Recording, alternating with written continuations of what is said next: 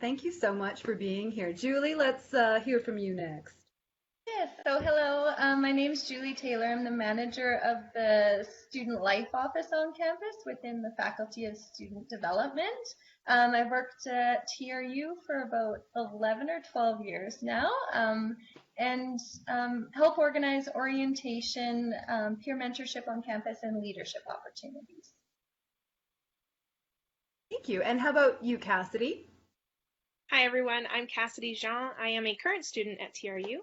I am going into my 4th year in the Bachelor of Arts program, doing a double major in English and psychology, and I'm also a future student ambassador. So I'm really happy to be here today and hope that we can answer some important questions. Yeah, and thank you so much for bringing that student perspective to this conversation. That is super helpful.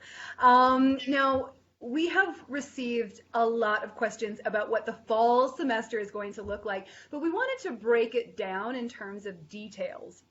So let's start with classes. So some lectures will be delivered asynchronously or synchronously. So what the sub question is, what is the deal with those terms? Can anyone, Ashley, would you mind explaining what those two words mean? Sure, I'll start taking a stab at what you can expect for courses in the fall. So if you register in things that indicate that they will be virtually delivered, that means that there's a chance that you'll either be in a synchronous or asynchronous lecture. So I'm going to use synchronized swimming to give you an example of all those lovely ladies together in the water at once. Your instructor may choose for you to meet with your classmates at that scheduled time in the calendar and make use of that time to move through your learning. They do also have the option to choose asynchronous. So they would use that scheduled time that you registered for as perhaps their office hours, or encourage you to use that time to work through the readings on your own and bring your questions to them at a different time. So it's, just that matter of whether or not you'll be meeting where the calendar says the course is being held or not. I love the synchronized swimming reference that you could, okay, yeah, that makes sense. That's a good way to remember that. Now, Cassidy, you've experienced both sides, do you have some tips on either side? Do you have a preference? What are your thoughts? For sure. So like Ashley was saying, it will kind of depend on your prof, whether they decide to do it synchronously or asynchronously. And so when COVID started at the end of the winter semester, my classes were all asynchronous, which was nice because my profs, they were just posting lecture slides, things like that, and then you could really approach it in your own time. One of the things to watch out for with an asynchronous course, though, is staying motivated and keeping up with your coursework. And I found that one of the ways that helped me stay on top of things so that I was ready when we had tests and things like that was I would pretend it was synchronous. So then I would, if my class was from 1 p.m. to 2:15, then at 1 p.m. to 2:15 on like a Tuesday and Thursday, I would go through my readings, look through the lecture notes, those types of things. And it all just kind of depends on your prof and how it will work out. But that was one of the things that helped me stay on top of things. So, yeah.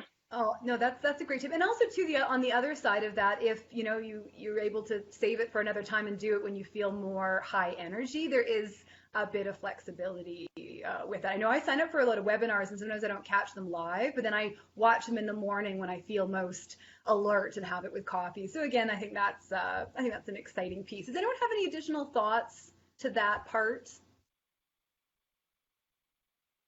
Good. We are just answering these questions so beautifully. Okay, the next question we had on deck is, where can I get support with learning remotely, and what other support services will be available? I'm going to shoot this to Jesse, and then we'll check in with Ashley. Perfect. Thank you. Yeah, I think there was quite a bit of services available. I think even noticing it just from my perspective on making that transition, even though it's a little bit work focused instead of study, TRU has been a great support. I know for the upcoming fall semester, I know they'll have supports, especially one of the ones I want to point out. There's a student success, I think, 0600 course that is going to be, I think, really helpful for students. A little bit focused on online learning, that transition. I believe it's not really an intensive course. It's just an opportunity for you to have a faculty member help you with that transition, because you know what, this may not be easy, but it's definitely going to be something that we're going to be there step by step with you and help you find those services. And again, our traditional departments and on offices that have always been there on campus aren't going anywhere. If you're not able to make it on campus, we're able to have connections like this. A lot of these, it can be virtual meetings, can be through email, and there's even a chat function on our website as well. So. Oh, excellent. Ashley, do you want to add to that? Yeah, maybe I'll just kind of drill into some specifics there, because yeah, totally overarchingly, anything that you could have accessed on campus, even though it'll look different, we're still here and we really want to help. We still have this information for you. So absolutely the student success course, especially, if you're concerned about those traditional study habits that you may not be coming out of high school with, and you're not picking them up with your peers on campus. So just looking into those courses. Things like the Writing Center, so if you're approaching big papers for the first time, they are also operating on this synchronous and asynchronous scheduling type, so you can sort of choose what works best for you to get feedback on your paper. I'll speak briefly if there are any prospective Indigenous students joining us or even returning, because I work quite closely with Kapluketan, so just letting you know that all of those services are still available just via email. And actually this year, all Indigenous students are automatically opted into our mentorship program. So you can choose to say you would not like a mentor, but you will automatically be offered the opportunity to connect with some older students and staff on campus to help guide your journey. Oh, that's great. And I was actually chatting with Maddie Chilihitzia about that program. And you know what is at the foundation of the mentorship programs is like a constructive friendship. We were like, it's as simple as having a virtual coffee or, connecting and asking questions. And so I think mentorship is such a important part, especially as you're new to something, because it's not just the classroom learning. There's a lot to navigate. So having someone that's walked that path before you, it's a great opportunity to ask questions and check in, and also understand that in no way are you alone, that other people have had their own experiences and challenges. So that's great that you are immediately sort of connected. Julie, do we want to add some more in terms of what student services have to offer? What are your thoughts on supports? Yeah, so currently for new students, we have a Moodle course for all new-to-TRU students. So we have manually enrolled all students that were admitted to TRU for this fall. And within that course, there's how-tos on everything, but then there's also a section on alternate learning to help you through how to navigate the alternate learning fall semester, technology help, there's reading tips, there's note-taking tips, all of those things that have been looked over by faculty members that know the best techniques and tips for the classroom. We also have all our accessibility services. The Map Help Center will still be available. Supplemental learning, so all those hard introductory courses that students sometimes struggle in, they still have those sessions happening in the fall virtually for everyone. So, I mean, there's a ton of opportunities to engage in. So look for those places where you might need a little bit of that support, and student services can definitely help direct you to some of those supports if you're unsure of what they are. And also what's really, and we'll touch on sort of relationship building throughout this session, but specifically with supplemental learning, that this is student led, and these are students that have taken the course in the past, they've thrived or figured out how to move through that. And so that's a great way to feel connected and establish some friendships, and I really can't recommend that enough. Does anyone have any additional thoughts on accessing supports? Yeah, I'm actually a supplemental learning leader. So talking about that, like this summer, we've been spending a lot of time getting things ready and for how things are going to look different with everything being online. But that's a huge part of supplemental learning, is having students learning together and helping each other. And so we're working really hard to make that just as good as it was in person, if not even maybe better. So we'll see. You know, and those sessions are a lot of fun. There is a lot of diversity in terms of how, you know, there's potential for some game playing and some laughter, and you're learning how to learn. So it's quite interactive, isn't it, Cassidy? Yes, it is. And it is, I became a supplemental learning leader last year, and it's been such a great experience, and so great to see students come in and get to meet different students from other sections in the same class, and how they interact with each other, and just getting to learn and do better. So yeah. Hey, do better. That's a really solid goal. Thank you. Thank you. Okay, so, you know, here we are. We're sort of at the tail end of July. September is just around the corner. Julie, how can students prepare themselves and be proactive leading up to the fall semester? We don't want to wait until the first day to like check in Yes. on all these pieces. What are your thoughts? Yeah, totally. So if students have already registered for classes in the fall, starting next week, the orientation office will be sending out weekly emails to all registered students. And in those emails, we're starting to prepare you for the upcoming semester. So we'll give some information on your student card. What is your TID used for? What are the things that you'll need? We talk about finances. So when should I apply for some scholarships, bursaries, awards, all the deadlines for those types of things.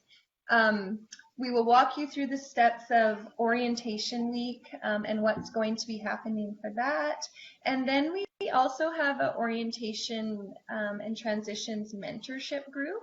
So we have a bunch of mentors that are available to help new students transition to the university. So students can request to have a mentor, and we will match those students accordingly. So I think just staying on top of those newsletters and being proactive and watching what's happening within those newsletters, going to the website and checking for any new updates on how to register for orientation or for a mentor is a really great idea. And I already spoke to the Moodle course, so students are automatically enrolled in that already. And if you're not, you can just email orientation@tru.ca and we can add you to that course. But just going through it slowly throughout the next 5 or 6 weeks to prepare yourself is a great idea. The students will have access to that Moodle course until November. So if there's something you want to revisit, like the alternate learning section, for instance, you can revisit that later in the semester if you're having challenges or you can't remember how to access a support on campus. All the information's in there. So, you know, do the pieces that you need to do to get ready, but it's always there for you to revisit at another time. And also, we can also reshare that at some point, but we did do a Facebook Live about Moodle that was doing a bit of screen sharing, so you're able to just get a sense of where to go. And again, what came to mind thinking about like receiving those newsletters, that's a great opportunity to turn that newsletter into a little bit of a checklist and taking a half an hour and just, you know, making sure you've checked all those pieces off, because I think that really helps with easing any kind of anxiety or butterflies, because you are in the driver's seat in terms of managing that. Okay, finances, that's an indication, that's a reminder to look into that. So again, on day one, when you're signing in for virtual the welcoming ceremony, you're not like unprepared, and I think that's going to really help ease in. So, and of course, do follow us on TRU Student Life, because we're going to be posting all kinds of content in August leading up to that to just help offer and bolster those reminders. Cassidy, sorry, did you have an additional thought, Julie? Nope. Cassidy, how are you preparing for fall, and what would you recommend to other students? Yeah, well, I think that for just like the really practical, like getting ready for school, I find that because everything's virtual, I can kind of get into the mindset where it's like, I don't have to worry about it. I can leave it for later. Just can really procrastinate. So just for myself, like, okay, I like to have my textbooks, get that all organized before school starts. So going on to like the Bookstore website and finding out what textbooks I need. And now, especially since we're all going to be mostly learning from home, I think for myself, it's really important to make sure that I have a dedicated space to work so that I'm cleaning off my desk and not just piling stuff on it, that I'm actually making use of space so that I am ready when classes start, that I have a productive space to learn and to study and to be away from my family for a bit, not be distracted with like Netflix, anything like that. So that's some of the really practical stuff that I'm trying to get ready, and that I think, especially since it's so easy to get into that lull of like, oh, well, it'll be fine. It's just virtual learning. It's like, no, it's still university. Still want to be ready for this. So yeah, that's what I'm doing. When thinking about setting the stage, and so to combine what Cassidy and Julie are saying, set up a workstation over the summer, and maybe that's where you do your preliminary work when you receive that newsletter. Maybe you're doing it at your workspace. Because again, I think what some folks have said about working from home is that when you go to the classroom or the office, it's like this geographical indication that you are in a space in which work is going to happen. And so if you're at home, maybe your brain isn't getting that message. So how do you start to slowly build that in, when I come into this space, this is the work that I'm doing? And procrastination, it's such a challenge, because especially in the summer, it's like, yeah, you want to enjoy the summer and whatnot, but I always think of it as doing your future self a favor and making that investment in the future, because there's nothing worse than putting something off and then the night before it's due, and then you're just like, it's like this race against the clock, and it's not your best work, and it's stressful, and then the next morning you feel like a zombie. So again, just making those really small bite-sized, setting those goals. So yeah, that's great. Set that space up. Now, Julie, I'm going to pepper you with some questions, because a lot of questions are coming in. First of all, will TRU have orientation events in the fall? Now, I know you've spoken to it, but maybe we look more specifically. Yeah, so yes, we will. It's going to look a lot different this year. So typically it's all in person. And so it is going to be virtual online this year. We will have an opportunity for students to come to campus, though. There's 2 hours every day during that first week that we will have a drive-through kiosk set up at the top of the CAC traffic circle, and we'll have a table and some mentors there handing out welcome swag bags to students, so they can drive onto campus and we'll pass them the welcome bags with t-shirts and swag in them. But then there's also the option for students that may be living on campus or living in the Kamloops community that are going to go to the bookstore and need to get their student cards and things like that. So they can also walk up to our kiosk table and pick up those swag bags as well. There will be a TRU welcome ceremony on Tuesday, September 8th at 10 o'clock. And Alicia will be our live host, along with another staff member on campus. And during that session, we'll talk about TRU in general, talk about your health and wellness, some of the supports that are available, introduce a bunch of our administration on campus, and go over a bit of academic expectations that we can outline for the fall semester. And then throughout that day, after that welcome ceremony, each faculty or school will put on their own academic session. So for instance, if you're a respiratory therapy student, there'll be a session specifically for respiratory therapy. Faculty of Arts will have their own. So that there'll probably be about 15 to 16 different academic sessions happening on that day. And each area organizes their own. Everything will be on our orientation website with the links for platforms and times. So it's just mindful of looking at that schedule. We will be emailing you all the details. For all students in specific academic areas, we will also send you specific emails about that orientation happening. And then the rest of the week, we will have workshops and webinars happening throughout that first week. So you can create your own orientation experience. Pick and choose the webinars that you think would be important for you, and tune into them. And then we will be posting them onto our website as well. So students that maybe can't make the live webinar or workshop, it will be available for you to view at another time. And I think what's important too for those that are like, wow, that sounds like a lot, is to know that it's an overview, and that on your first day you might not know exactly what it is that you're going to need, but just know that what you will get from these pieces is the contact information and the context, and then you know where to go with additional questions. That'll be something I'll say at the ceremony, because again, it's like, wow, that's a lot of information, but also too to think about.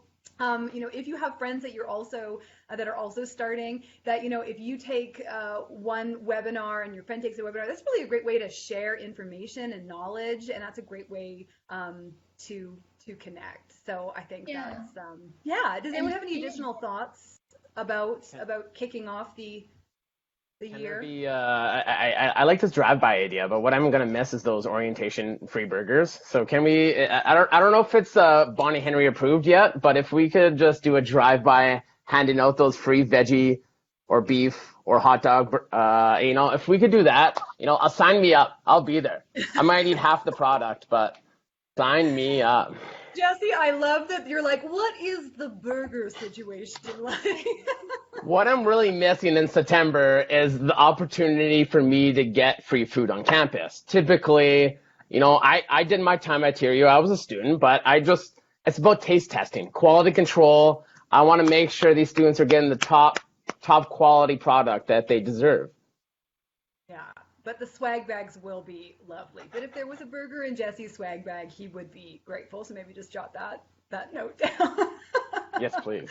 And also too, to think about when you are sitting down thinking about your workspace is, sitting down like 15 or so minutes before the welcome ceremony begins and before your webinars begin, having a glass of water, having a notepad, really just like giving yourself a little bit of time and space to just be there, ready to go. So when it starts, you're not rushing. And again, it's going to be easier than ever because your commute is super short. You just have to click a link.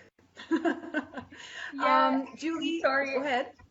Sorry, something I just wanted to add too is I talked about a lot of academic pieces, but there will be opportunities during that first week to also engage with other students. So some of our peer mentors will be running some workshops where there won't be any academics behind it. It's going to be an opportunity for students to meet other students. So they're going to have mix and mingles, and they want to have themed mix and mingles and things like that. So there will be some opportunities for some fun and to get to know other students that are new to TRU, but also returning students. So check out those and take part in those, because yes, a lot of your learning during the fall semester you'll be on your own, unfortunately. So try to engage in those opportunities where you can get to know other students and not feel so alone. I think that's such a thank you for that suggestion. And too, thinking about how you can build up those relationships virtually. And often we've said this about working, that you're on your own doing work, but when you meet with someone virtually and have a chat, I would say it's like two amulets coming together to make like this magical that you're like, my idea is connected to your ideas and we're able to connect. So don't think for a second that you won't feel connected, but again, we have to be creative about how we do that. Now, looking for another question that we had here. Now, will the TRU bookstore be open in the fall? How do I get textbooks? Julie? So the plan as of now, and this could change, but as of now, the bookstore will not be opening for the fall. All orders will have to be done online. So the bookstore link, I'll send it to Lena so she can post it, but you can go onto the website. You need to know your class section and instructor to look up your textbooks. You can order them, pay online. There's free shipping if it's over $50, but if not, they will have a pickup window as well on campus. So if you chose the pickup option, you can go to campus and pick it up at a kiosk. They haven't set out specific times for the pickup kiosk yet, but that should be coming in the next couple of weeks. So there is an option.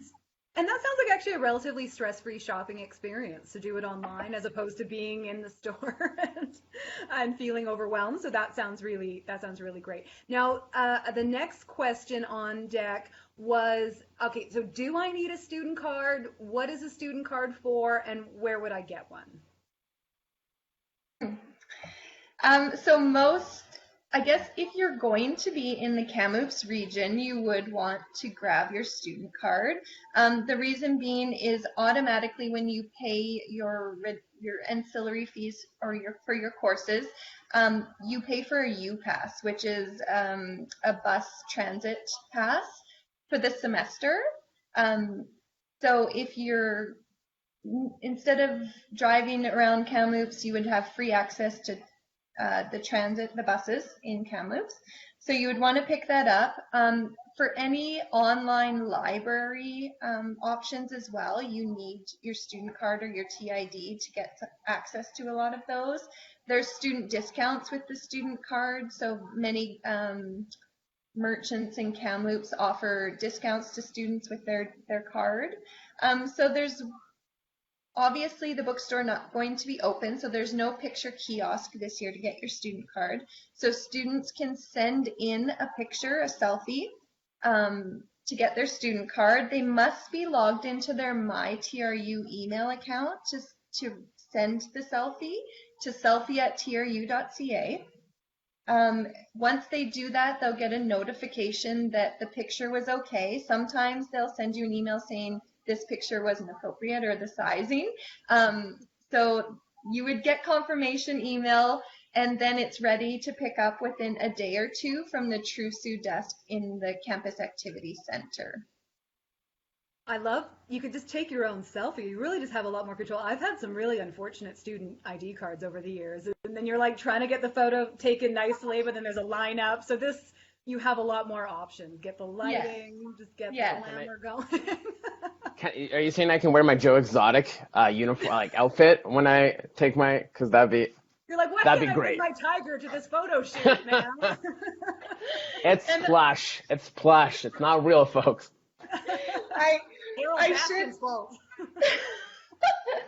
I should mention to those students that are not coming to the Kamloops region, you will not be able to get a student card because you have to pick up a student card in person and show a valid ID when you pick it up. So those students that are not coming to the Kamloops region will not be able to receive a student card.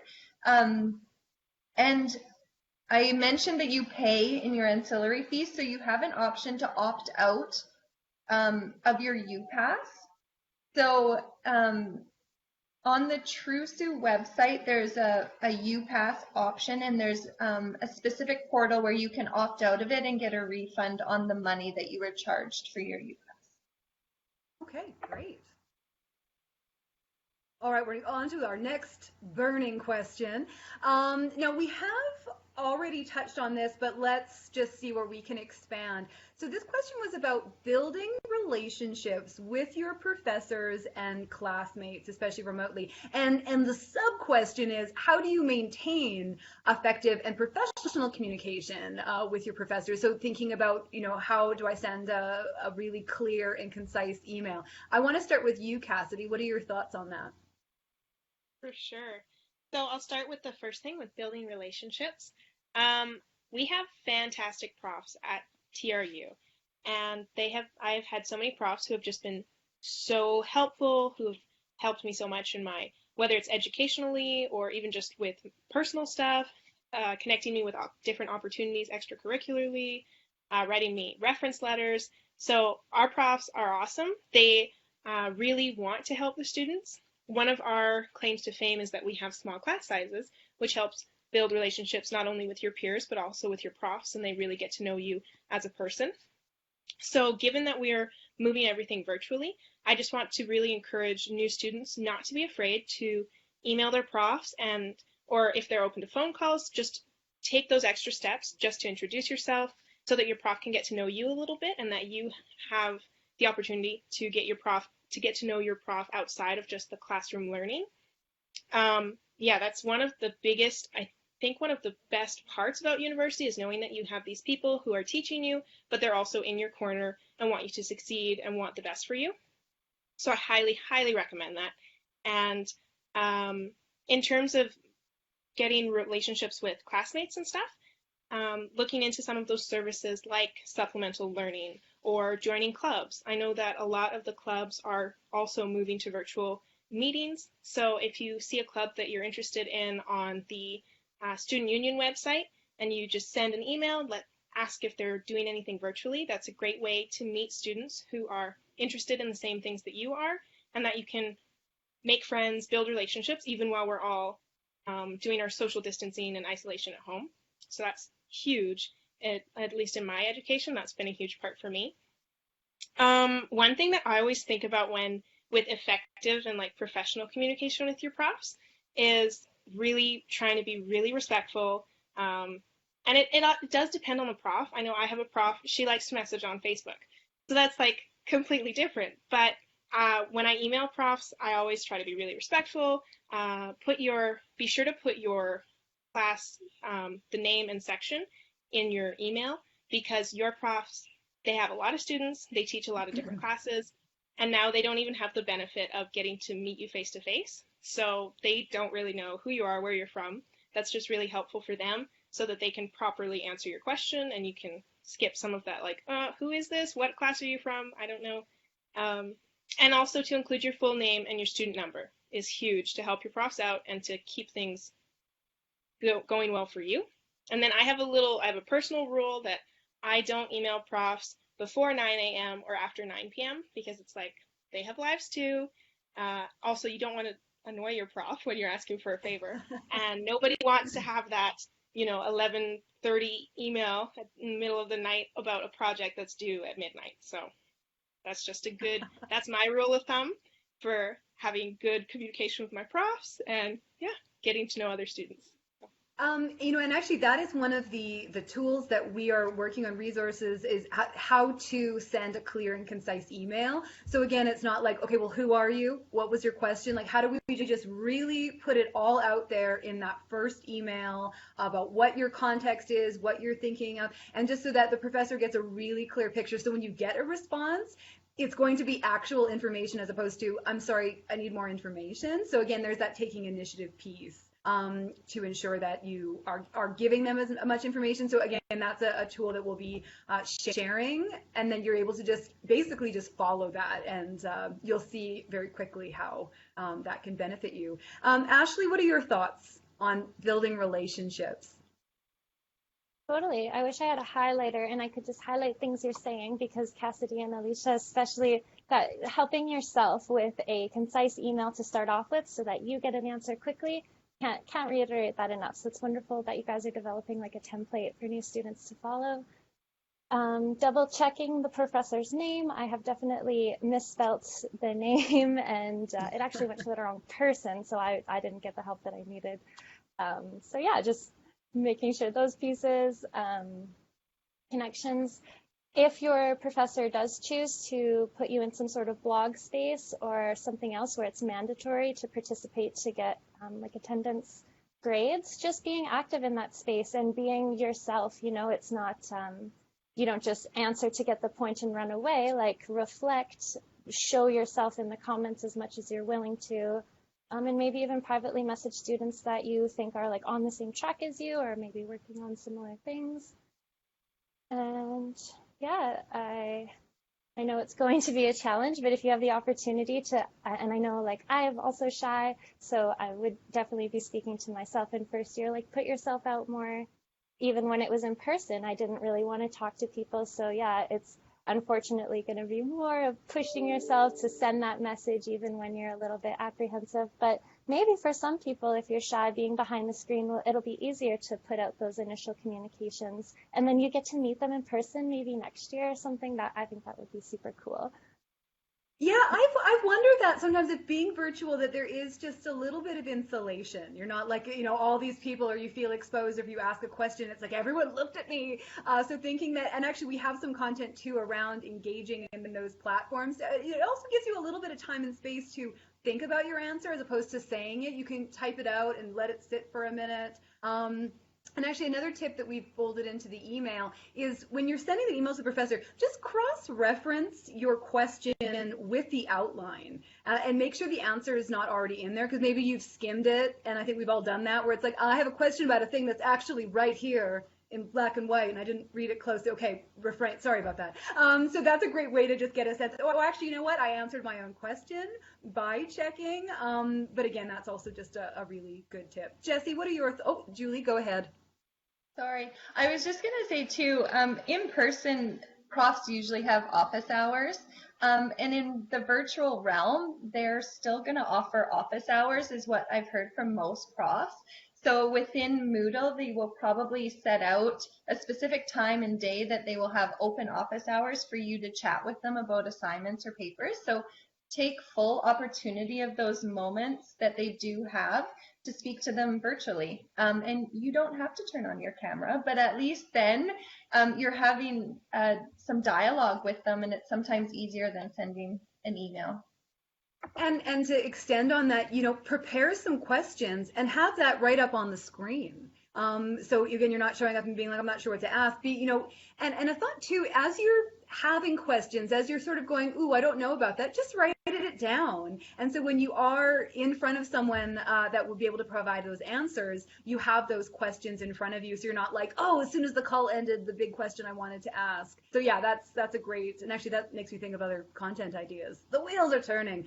Jessie, what are your thoughts on building communications? Connecting. Well, you know what? I wish I had these tips and tricks. I wish I had like the Cassidy notebook in my back pocket when I was still in TRU doing my undergrad. I'd be like, "What do you mean I can't email him at 11:30 p.m.?" That's my emoji face right there. Yeah, no, I agree with everything being said. I think that the case now, because some people maybe that know me now, when I first started at TRU, I was quite shy. In my first year, which is a little bit different than maybe how I portray myself now. I don't know what happened. You know what? I don't know what happened. TRU changed me in a good way, of course. So in my first year, though, I was on campus. I lived in Kamloops. I've been in Kamloops for most of my life, and I still didn't want to connect. I wanted to go into my class and I wanted to leave.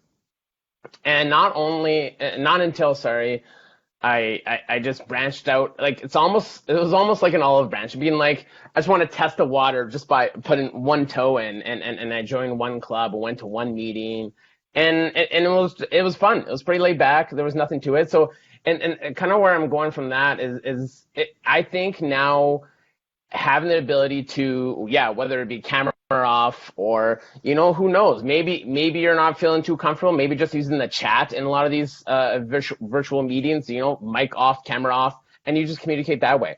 When we've been chatting to future students, so we've been having meetings all summer, I've chatted with people typically with the camera off, and again, that's totally fine. I've chatted with just chat function. They don't want to talk. 100% okay, right? We're just here to help you in whatever format that best works. I think any staff or faculty are willing to, I think, assist with that. So I think there's some good things being done, of course, by Julie and her team there in orientation. I think you're taking advantage of that. And in August, look into a lot of the resources that are available. Browse we have a virtual open house page on the TRU website, because, of course, the one in March that we planned for didn't happen the way we wanted it to, unfortunately. But we've got, Alina and her team created something amazing where we've combined a lot of different videos, a lot of different information all in one spot, all in one page, and take a look at that, because sometimes, our website can be quite large for some students. So it's all on one page, and hopefully you enjoy those resources, because you find out how easy other students did it, and not easy, but you find out how other students had that same experience like you're hearing today. It only takes that one initial contact, whether it be, again, a virtual lecture, office hours, club, orientation, all that. One moment, if you can put your little toe in the water there to test the waters, test if it's for you. I think it's something you won't regret. I love it, and enjoy those resources. Please do. Enjoy them. Not as good as that packaged hamburger that I'm going to get from Julie, but it's still going to be. Oh my! But I have to say, I also graduated from TRU, and I also did not I don't know if I didn't take advantage of a lot of resources, nor did I really like know that they existed. And for me, it feels really full circle to be in this work and encourage students to engage, because I know wholeheartedly that I would have benefited from that kind of engagement. Because again, it's a great way to connect. It's, you know, folks who are about to start and feeling really concerned. And I'll say this, I was chatting with one of the deans prepping for the welcome ceremony, and they spoke about when they first started at a university and feeling like an imposter, like they couldn't possibly belong here, like all of these bad thoughts that tell us that we're not capable, but remembering that you're learning how to learn. It's not just exclusively what you're learning in the classroom. You're going to be learning about yourself along the way. And so when you feel uncomfortable, understand that that is a little bit of a part of that. And again, to hear from all of these different professionals about all of the ways that they got to the other side and were stronger for it. So just holding on to those thoughts when you start to feel overwhelmed by the idea of going to school. Julie, do you have any additional thoughts on building relationships? No, You're good? Okay. Everybody's covered it. Yeah. No, there's been some really great things in there. Perfect. Now I wanted to, so let's move along. We're getting to the end of the hour, but I think the big ticket item is thinking about working remotely, studying from home. And again, we've touched on that, but I would like for everyone to just reflect on what has worked for you. You know, if there was a challenge, how did you overcome it? Ashley, let's start with you. How do you stay focused when working remotely? Oh, this is a lovely question.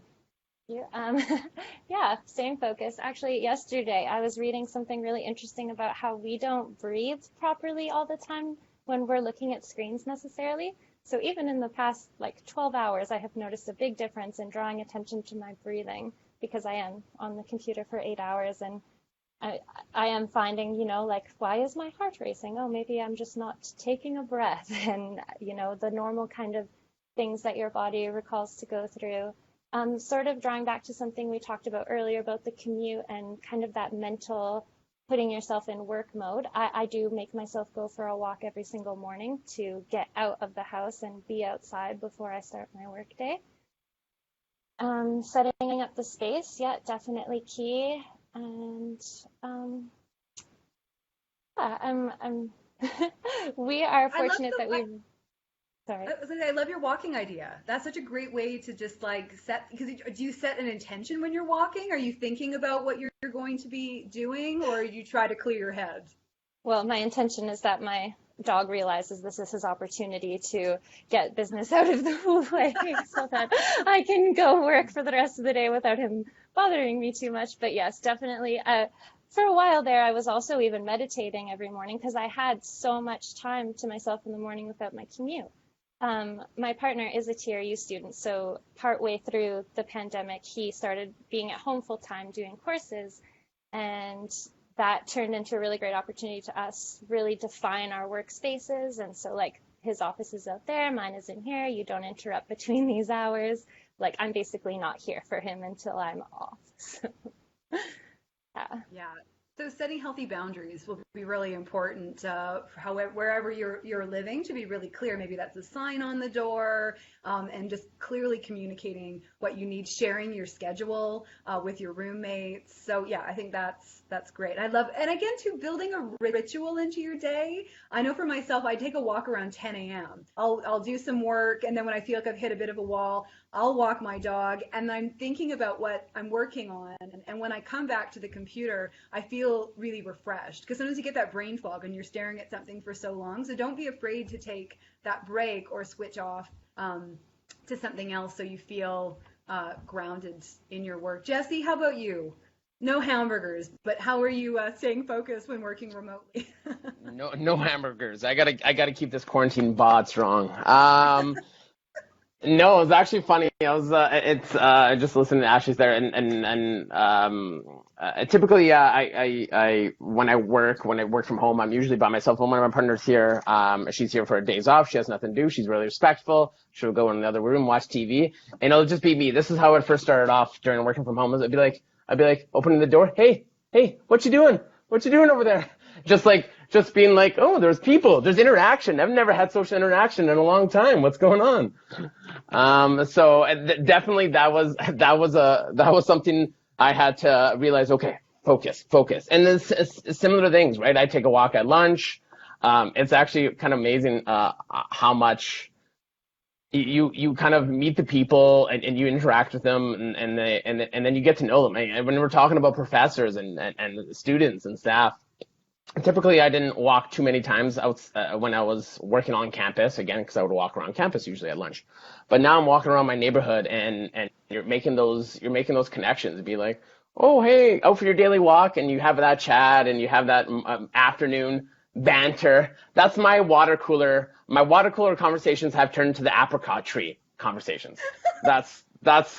So that's gonna be the new thing in 2020. You know, oh, you were chatting by him with a water cooler? No, it's the apricot tree. So now I'm focused on my like HGTV lifestyle, where I need to get off this kitchen table that I'm currently still working on and find a little bit more of a concrete space, because I do agree, you know, focus on things. I'm a big advocate for yoga and focusing on your breathing, working out, especially as soon as I started working out, whether that be at lunch or after work or in the morning, a huge difference. And I still work out just from home too, right? I had to find out what worked for me, which one best suited. Again, because I would take advantage of amazing TRU recreation fitness classes, maybe once in a blue moon, but I still would be there. And that's what got me through the day. That's what got me through the work week. And now you kind of hit a wall because, you know you have these distractions. There's other things you could do. But again, taking that, whether it be a 30-minute walk or an hour walk, it goes a long way, because I know now that I listened to a podcast during that time. Alicia knows my girl Brene Brown, big fan to toss on one of those, and I'm good for the rest of the day, and it's nice. And then I have all that time after work again, because there's no commute. Yeah, and then also if you are able to, I find that I sort of do, a few little chores, your previous 15-minute coffee break where you throw a little laundry on, wash a couple dishes. And again, thinking about the work, like sometimes it's like, okay, I'm just going to take a break, washing, and then you're like, oh, actually that's the idea. So again, being creative, and again, a lot of great wisdom from the deans has been about knowing yourself. And again, it's okay if you don't you're not there yet fully, but kind of going, you know what, mornings are really productive times. Afternoons are a challenge. And so then again, planning your day. So don't just go, well, I'm just going to see what feels right on the day. Being really thoughtful about what's going to work for you. So I'm going to do this kind of thing in the morning, in the afternoon. And actually a little hack that I've been doing a lot more of is at the end of a day, I look at the next day's calendar and make a to-do list, but wrap my brain around what's coming next. And then again, that's something that is just in my thoughts as I'm transitioning into sort of my home life. And again, just sort of knowing what's to come, because then it's not, oh my gosh, there's like a presentation that I forgot about. Like you're constantly reminding yourself about what is coming up. And then again, being clear about what's going to work best for you. Julie, how has it been working remotely for you? What are your thoughts on that? Well, similar to everybody else, the only thing I would say is figure out what works for you. So for me, my son was at home and I had to homeschool for a couple months. So I took chunks out of the day. So I'd work for a couple hours in the morning and realized I need to help him for a couple hours during the middle of the day, and then setting my schedule. So it was always early morning and then later at night. I had to, because that's all that worked for me. So being a little bit more intentional about it's okay to take that chunk of time that you need to attend to other things. And so working my schedule around what worked for me and for him within the environment that I was in at the time. So, and it was nice that I had the flexibility that I could. So I'm still getting my work done. It's just maybe not during the typical hours that I would in the work environment on campus. And then my other... Sorry, go ahead. I was just thinking about when you do have that time in headspace, you're like, this time works for me, then you are going to get good work done, as opposed to like, I'm just going to try to deal with all of these pieces and not necessarily being able to give your time and energy to that. So yeah, that's a really excellent point. And I think the other thing that's been a lifesaver is our team meetings, like connecting with the team that I work with at work every day. We have team meetings throughout the week, and we always just dedicate the first little while to like, how's your week? And just like we would in the office, you talk about each other and what's happening instead of just jumping into work. So, you still need to have those social connections, and being by yourself at home, it does get lonely. So it's nice to even just have that time before our meetings to just chat about nothing and everything.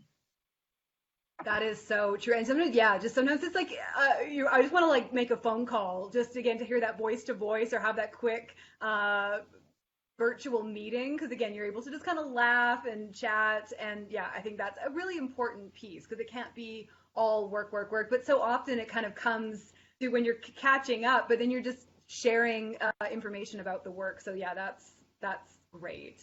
Okay. And Cassidy, what about you? I love, everyone has such great things, going for walks, apricot tree talks, and everything. I think those are some awesome things, and I've definitely done my share of going for walks. And hi neighbors, so good to see you. I've never met you before, but oh well. One thing that I think is really important for me for working at home, and I live with family, or if you have roommates, is a lot of communication. And it's like, okay, I have to go. I'm going to be, working for an hour. I have a virtual meeting that I have to attend. Please be quiet. Don't watch Suits without me. Like, things like that. And even just today, I'm like, my brother gets home and goes to play on the piano. I'm like texting him. I'm like, I'm in a meeting. Please stop. And just being able to talk to the people that you share your space with and be like, okay, how you work together so that we can all get our work done, get our school done, organize ourselves that way, as well as making sure that you're taking time, that it's like, I need a break, or like I have chocolate in my desk, so sometimes it's like, I need a treat. I'm doing a lot of work. So yeah, things like that just keep you productive and keep your relationships going well in your own family unit or with your roommates, as we are all hanging out in each other's space. So. Yeah, and just really being respectful and thoughtful and not watching Suits without Cassidy, okay? That's And again, too, and perhaps this is sort of my theater training, but in terms of like, I like notes, and as a result, I give myself notes. And for a recommendation for a new-to-TRU student is to sort of give yourself notes in a day of like, okay, the studying this way, it didn't work. What could I do differently? And think about adjusting and the power of just a low-key adjustment. Well, actually, I think better if I'm listening to classical music next time. Try to notice that difference. So it's not always going to be easy, but when you find what works for you, and actually, I feel working from home, I feel quite calm, like in a day-to-day, because sometimes there's just so much energy, and so some days where you're working, it feels like, that there's sort of less factors pulling you in different directions. And again, so finding like, oh, this really works, this doesn't, and it's okay either way. You can constantly adjust. Okay, we've got 5 minutes left, friends, before 1 o'clock. I wanted to touch on here another question, and thinking about mental health supports. So if folks are feeling stressed or worried about COVID-19, where can you go, or what supports does everyone use while working, studying, living in one place? Julie, what kind of wellness supports are available? So there's lots of wellness supports on campus currently still being offered. So our counseling services are free for students. They're still being offered virtually online for appointments. You can contact student services at tru.ca to make an appointment with them. Our wellness center in the fall is still going to run a lot of their programming as well. Mostly virtually, obviously, for that. We have the medical clinic, which they're running all appointments virtually. So every support that is on campus is still going to be happening for the fall. And they're all free. So access them if you're struggling at all. Something that may not be happening, and I haven't heard yet, which Jesse spoke to earlier, a bunch of us all attend free fitness classes that happen during the semester typically. Boot camp classes, there's yoga, tons of classes that I always went to for my own mental health during lunch hours to come back refreshed to work in the afternoon. or really sweaty. It's all good. But that may be the only one that is possibly limited this fall, but everything else will be happening. So yes, access them if you need them at all. And there's always, if you're unsure, just contact somebody and they can point you in the right direction. And we do also have some content around preparing for a virtual counseling session, and of course we'll be sharing that. And again, too, even at the beginning of the semester, to make that appointment and make a mental health plan with some coping strategies. So just to make sure you feel supported. Again, while you're preparing over the month of August, write your concerns down and make an appointment. And then when you're ready to have that chat, you've been very thoughtful about what you need. And again, there's going to be a solution for any concern that you're having. Jesse, do you have any thoughts on, mental health supports? I think Julie mentioned a lot there, and I think one of the biggest advocate, again, if you're resorting to your family, your friends, whoever we'll see how the next few months look like, whoever you're isolated with or quarantined with, reach out to them, right? We all might not be experts in this area, like our counseling team or people that are staff at TRU, but reaching out to someone, have that vulnerability and that courage to put yourself out there, to know that, hey, you know what's happening out in the world, and it might not be COVID-19, it could be anything. Reach out, let them know that it's someone that is stressing you out. I know there's obviously precautions taking place on campus too that are regarding COVID-19. I believe recently it was told about residents and having a possibility of a quarantine building there as well, if there's some concerns there. I know I don't know too much about it, but I know that's a possibility, and that's happening on campus.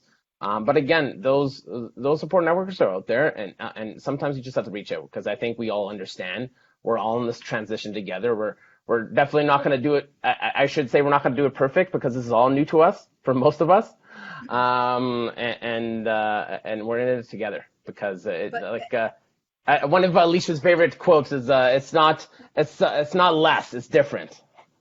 Yeah. Oh, I think that is so important too, to think about what the semester is going to look like, and obviously it's not what perhaps you thought it would look like, but it is definitely not less. It is just, we're going to make an adjustment. But again, it's okay to not be okay. It's okay to be struggling. It's just the step that we hope that you take as a New-to-TRU student is to just reach out and ask a question, because and this is what one of the librarians said today. Everyone wants to see you succeed. Everyone wants to see you do well. We are more than happy to help. And there's nothing more satisfying than to see it click for a student. When you see the struggle, and I think that's really exciting. So, and Ashley, what are your thoughts on that, on supports on campus? Yeah, I think I'll just kind of summarize both pieces. And, a problem shared is a problem halved. So if what works for you is people outside of your immediate network, drop an email to Student Services. We have an Indigenous Counselor available to those who self-identify and are looking for that really contextual guidance. Elders on campus, still trying to get them set up with Zooms, but if you're looking for that, that cultural piece, we're hoping to be able to connect you with them, or if it's the people in your life. So sharing. Problem shared is a problem halved, and then sort of in conflict with that self-care. So you may not graduate with killer study skills, but you probably graduate having a sense of the things that you like to do and what makes you feel good. So at the very least, if you're struggling in these times, making space for those things as well as your academics. Yeah, absolutely. No, that's excellent. Thank you so much. Cassidy, we're finishing up here, but let's finish with you in terms of supports. What do you recommend? For sure. No, I agree. Everyone's had such great tips, whether it's services on campus or reaching out to your family and that kind of stuff. I just have to say, when Jesse said we're all in this together, I'm like, we're all in this together. So that's pretty much all I have to add. We're all in this together, and And reach out to your profs, because they're going through this same thing too. And like you said, people who want to see you succeed, they're definitely one of them. So I love that you were like singing, but also seriously talk to your professors. That's really Now, and lastly, actually, I've got one more question for Julie, and then we'll part ways here. We just wanted to sort of clarify, again, this is another question. What precautions are TRU taking to protect the health and safety of students who may have to return to campus? Is there a website that we can refer to, Julie? So yes, the university is working with the federal and provincial guidelines to work on a return to campus safely. So there are some courses that will be happening on campus this semester, and they've taken all safety precautions such as social distancing. There's floor decals, there's plexiglass in a lot of the offices.